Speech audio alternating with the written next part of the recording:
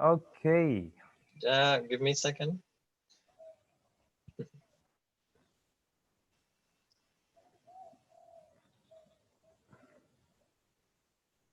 So,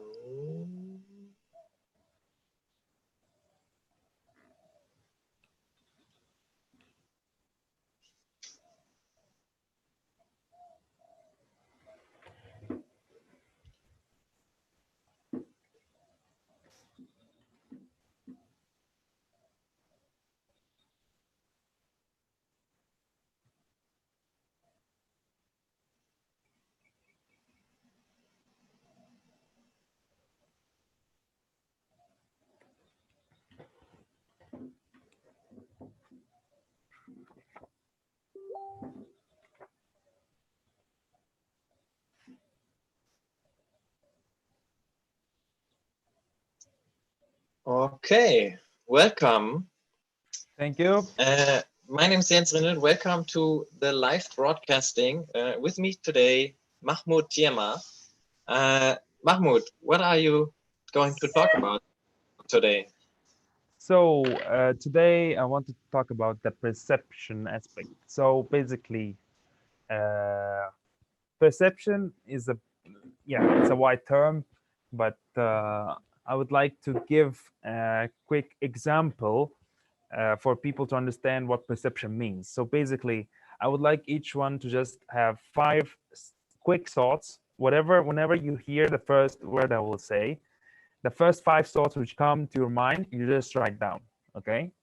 So basically, if I say, for example, bear. Okay. So for example, I will have in mind, okay, strong, powerful, courageous, fearful, intense, kind.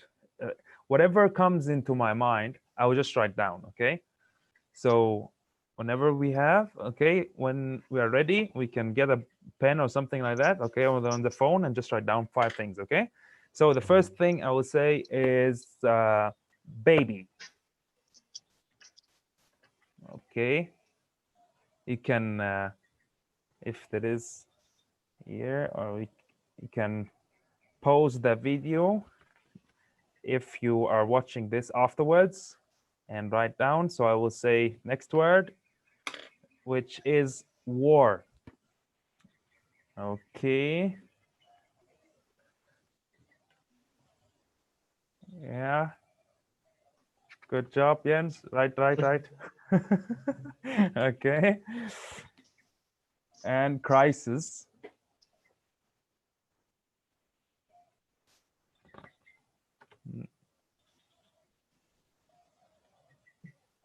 Okay. And woman.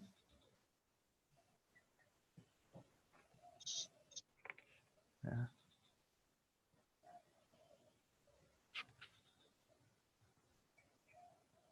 Okay. Father.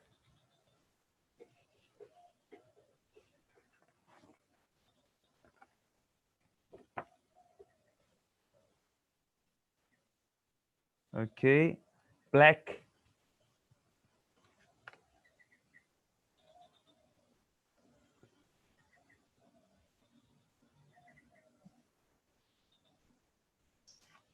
Okay. Chinese.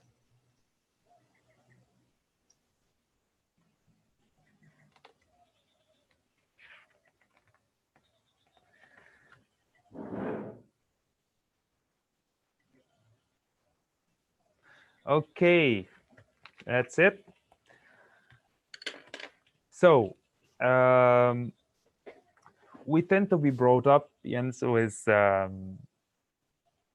different attributions to different things in life. So basically, our fathers and mothers are like we tend to try to catch something, and then they say, oh no, for example, we take the fire and say, no, no, bad, bad, harmful, or whatever word they use to express for the kids, right?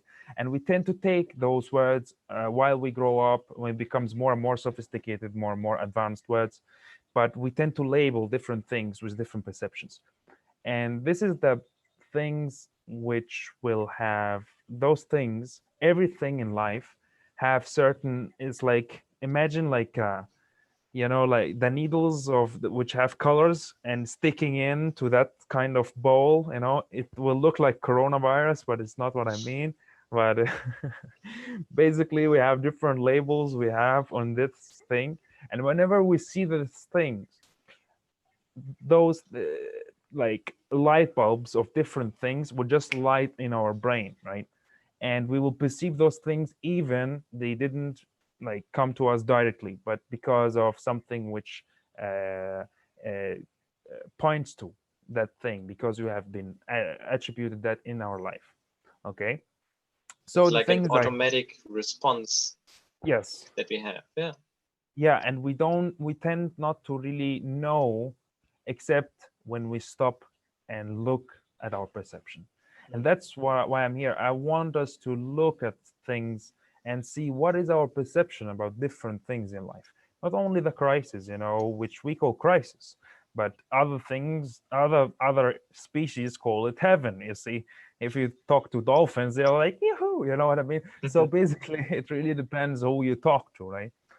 Who perceives it as crisis, who doesn't perceive it as a crisis. If you talk with a small kid, he's like, "Oh, hey, daddy is home all 2 weeks. I am so happy." You see, so basically, it's about is it a crisis or not? It depends on who views it, right? Mm. Because they have different attributions to different things. If the little kid he looks at the father is inside 2 weeks, his attribution to daddy is happy. You know, I'm happy that he's here if he have a healthy relationship with his son, you know. So So different people have different perceptions of the same situation. Can basically say. yes, exactly. Yeah. And that's why we need to discover our perception. What do we feel about different things? So basically, the examples I gave, we should be totally honest with ourselves. And if, for example, you know, some people, when I said woman, maybe some people are like, yeah, independent, you know, and some other people are weak. You know what I mean? So basically, you have different attributions, and those attributions will affect your life. If you look at the woman, any woman as weak, you will, you know, you will be suffering in life in a certain way. You see, if you are like, yeah, a woman should be independent, should be that and that, and only that, then you also suffer in a different way, right? Because you will treat the women in your life as such as your perception. If you have in mind, oh, a woman cannot be trusted because, for example, you have a bad experience relationship, then whomever you see, whom you get closer with, you will give that onto her, and you will give not only by words, maybe you will not say anything, but you will give it inside of you. You will not be able to communicate healthy. Mm. You And see? that is because your perception Yes. translates into behavior. So what you're saying is, if I see, for example, a woman as weak, I will also treat her with my behavior as a weak person, right? Yeah. Yeah, indeed. So I will address that as the pyramid or cognitive model, which is that you have a perception is that like the father, grandfather thought. Okay, and by that it will trigger as so basically the stimulus will come, a certain thought will arise. For example, if we have a thought, okay, the woman is not to be trusted, for example, and then that woman is like a phone call came and then she went to another room, then because our brain is stimulated in that way, then we will think what, we'll think, oh, who is she talking to, or maybe she's talking, and then we will start thinking and wondering, right, what will that create an emotion. So basically a thought will trigger an emotion, which is frustration, sadness, anger. It depends on which what type of thought it is. And then what will that create? It will create a behavior. The behavior could be intrinsic or outside. It depends on the level of it, of how can you suppress it, right? Some people will just like fetch with their feet, for example. They will, or some people will be like, you know, doing something with their hands. Some people will do some reaction with their face. And if you extend that more, you might tell, you know, uh, your spouse, or you might be aggressive, or you might do any action basically. So And the model that you're describing is perception, mhm. emotion, and behavior, right? That is the what model is this? Yeah, it's the cognitive model. So it's like a triangle where you have the thought on the top, and I will behavior. I will show you my Mm. beautiful handwriting. No, I think it's clear. I mean, it's Yeah, basically the what is also used in cognitive behavior therapy in yeah, trying to understand how you think and interpret a situation, which is yeah. perception, what you're describing. Yeah, it's very known. So Exactly. Yeah. yeah, but of course because of that. Okay. So yeah. So basically, that's how we when we perceive how until we do or we act. So perception to action, Mhm. and to be able to change that, we need to change our perception, right? We need to not change, but rethink about perception, be Yeah. more acceptable of our perception even, and accept our negative things. uh, for example, if for example we got I gave examples of father black, a Chinese. So for example, if you have in mind and you're resisting it inside, you're like, you hear black and then you got like crime, don't judge it. Yeah, okay. Some people will not even get it as a race. Some people will get, but I just said black. I did not say black people. You see, that's a trick. See, everyone check what you got. Did you do it as a race or did you do it as a color? Some other people will say it as a color. Some people will say it as a race. I will say most people will say it as a race, but it's different, right? But and why is it that? Because the media was bombarding us with, if it's that, if, you know, black people are more, a crime and all that kind of stuff, which comes from the media. Does that mean it's not true in some cases? Yes, it is. But of course, everyone is different and you cannot generalize. Maybe it's 2% higher than white people, but why? There is a lot of circumstances to that, which I don't want to get into. But there is a lot of things which does not mean it's the race, but it's how we all as people act upon it. Because it I, could be the white, it could be other people's, I yeah, think that overlay. the challenge with this media narrative is also that it is kind of a self-fulfilling prophecy, right? The more you talk about it, the more people believe that is their perception, and the more they will see it, and maybe the more they will act upon it. So this is, I think, especially why it's so important to be aware of what is our perception really about. As an example, yeah, colored people. But how can we change our attributes to specific words? So you said the first Mhm. part is non-judgment, accepting whatever arises, Yes, and trying to understand where does it come from actually, right? How do we yes. go then from here? Yeah, so as we said, accepting it, not judging it, and then seeing what is good for us. How do we want? What is our ideal world in a certain specific situation? And when we imagine this ideal world in attributing something, for example, if I come into a room and they are talking about Corona, okay, and then I see one is panicking and is saying, "Oh, my grandfather, my grandmother, they will die." Da, da, da. And then he gets this, okay, and then other people will say, "Yes, and but I'm very sad because I cannot go." So basically, there is fear, there is sadness that he cannot go out from that place and he is trapped. There is anger against and a third one is angry because of the politicians' way to handle stuff, whatever it is. So basically, you got fear, anger, sadness. You've got all those different bundles of emotions. So the thing is to ask, when I entered this room, what would I like to say? You know, because some people they want to see all this, and then when you see that, when you go into that model in your brain, you're like, holy shit, I actually want it, because our brain is so accustomed to those hormones, and the endorphins and all that kind of stuff which is going inside here, because they are stimulating that. And then we are actually, oh shit, I actually want this. I want to have all this drama. And before this crisis, I bet you those people, they had already those crises with small stuff in their home, whatever it was, jobs, whatever it is, but it's just that it just translated to this now. But we already have those emotions, we have those things in our brain. We are just now, because it's a different thing, we need to have the same stimulations through different stimuli. you know so basically, it's not this is just an indication of our own emotions, our own thoughts, our own perception. If we want to change this, if we really want, we enter this place and say to ourselves, what would I really want from this place? How would I like this person to behave? And we imagine the different models. We imagine the different emotions. So basically, the negative emotions: fear, anger, sadness, frustration, you know, um, yeah, whatever thing, because some things is not emotions, but for you it triggers you. You feel it as an emotion because it's overwhelming, as guilt, injustice, whatever it is.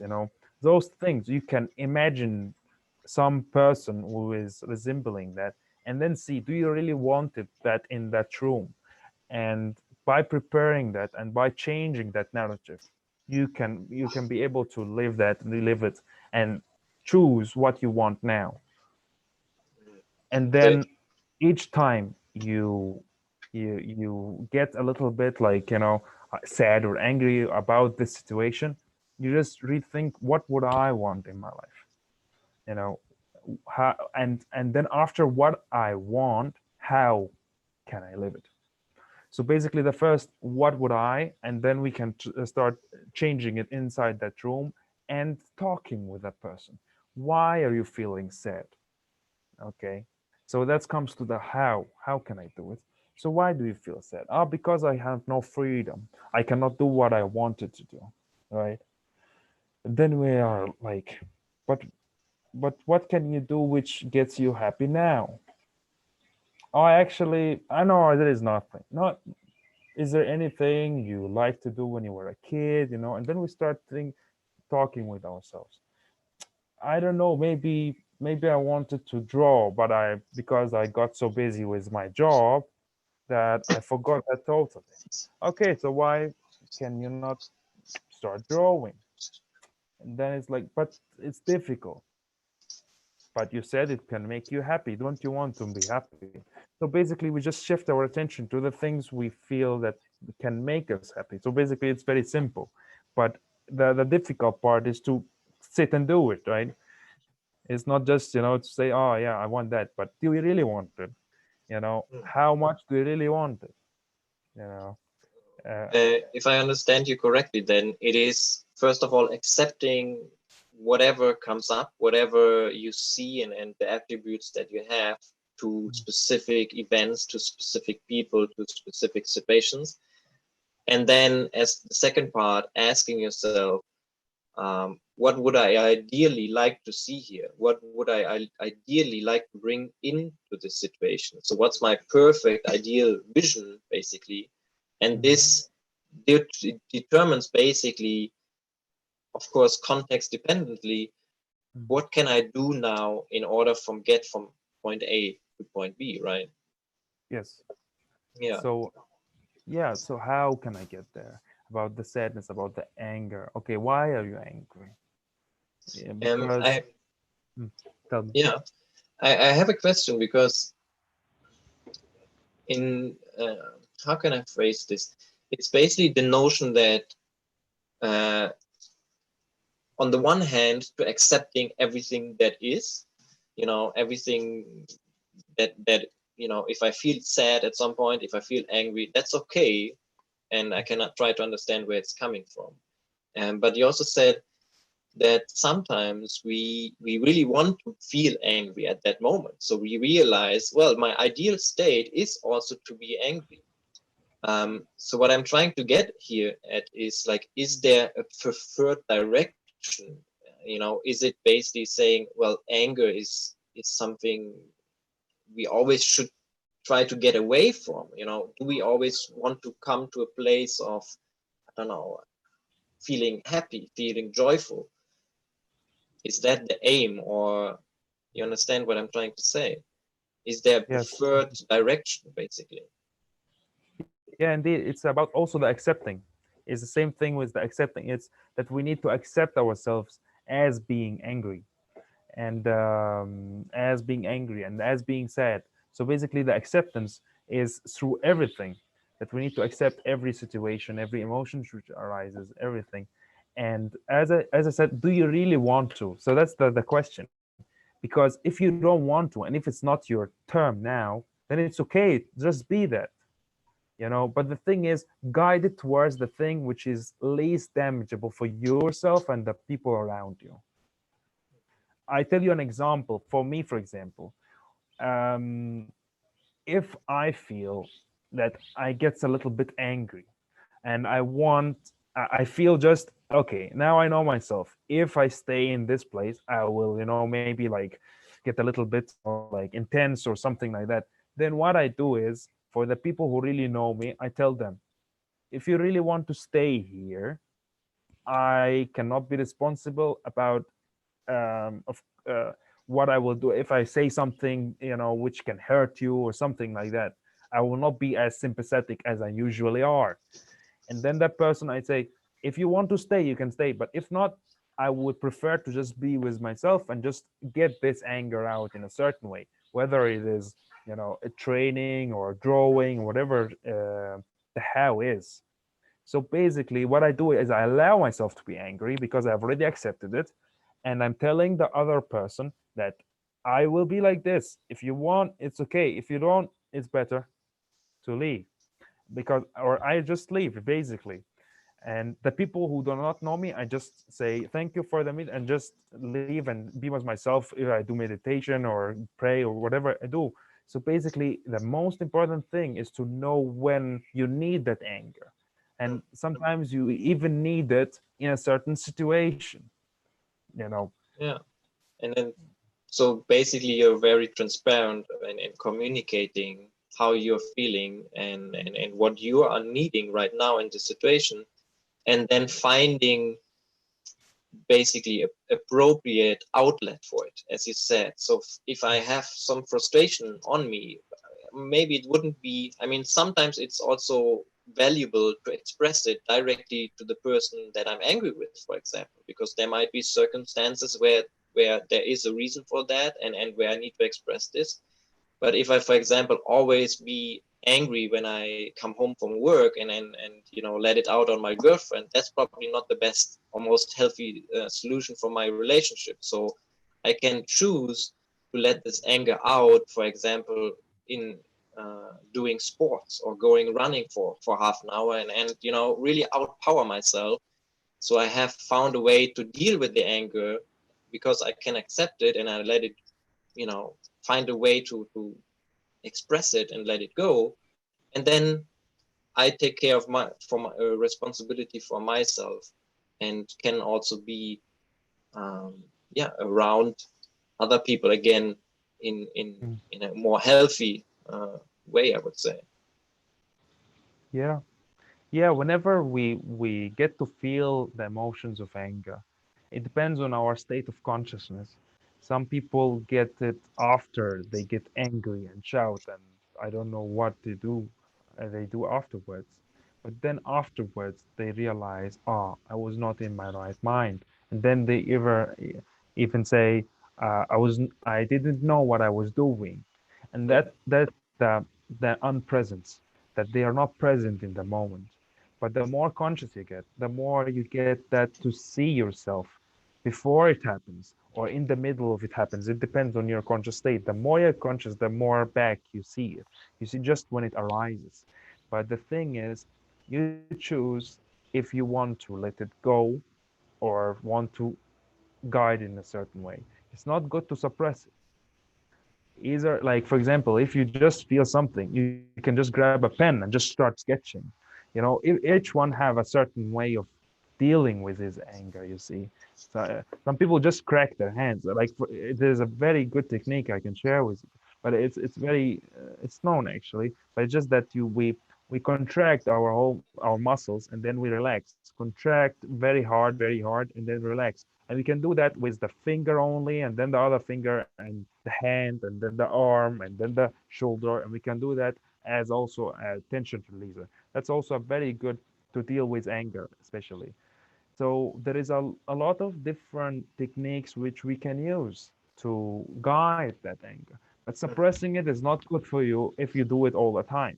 You see, so it's better to release it. But of course, it depends, because if, for example, you release it on, uh, your girlfriend, or you release it on your manager in job, or whatever, it depends on the way. It might cost you a lot. So basically, it's your choice in the end. Yeah. Would you like to release it or not? In I that would way. like to add another thought on this, because as you said, with over time you're basically becoming more aware of and understanding what attributes I have, and how, which ones I would like to have ideally. But with that can also come this situation that you are trying to judge yourself from a level of perception that you didn't have before. So for example, sometimes I'm thinking back of like, oh, 5 years ago I would have reacted in that way, and now I would completely, behave in a different way. But this is Mhm. in some way it's kind of unfair, because it's it is judging from the perception level that I have right now. So I need to understand, at that point in time 5 years ago, I didn't know better. The reaction I did was probably the best I could do. um, how would you say, respond to that? Yeah. Say I can. Yeah. So basically, it's part of the acceptance, that you accept yourself as you are in the moment, and whenever you have a thought of yourself as someone else in a past moment, you accept that and that and that and that. So basically, it's full acceptance of your own self, which you are now, and you were in the past, and whatever you are in the future. Because that's, if we talk about the philosophy of time, that there is no time if you think, because we are basically three-dimensional people. If we were four-dimensional, we would be have access to time and all that. So basically, imagine like this is there is a person sitting here, which is also me in the past, and another person sitting here on the, on my right, which this is the past, this is the future, but we are all, the same person. So basically, acceptance, deal with that you accept yourself in each moment of time in the past, and with that way, if you do that, if you accept that you were a bully, for example, in the kid, when you were a kid, that you did not stand up for your right when you were a kid for something specific, or whatever it is, or you were not accepting of yourself getting, abused as a child, whatever it is, that thing will just be carried with you and will affect your perception on things, because we have negative attributions of the bully, for example. Oh, whoever do this is a bully, then we have this negative attribute, this negative attribute, this negative attribute. And then we have a certain defense for that, right? Yeah. I think we have to wrap it up here at this Yes. point. Is there anything that is important to mention regarding perception for you still? Because you will also have another session tomorrow. Um, Yeah. okay. The perception, I think the there is a connection is, generalized, yeah. there is a generalized They're back. perception. So, okay.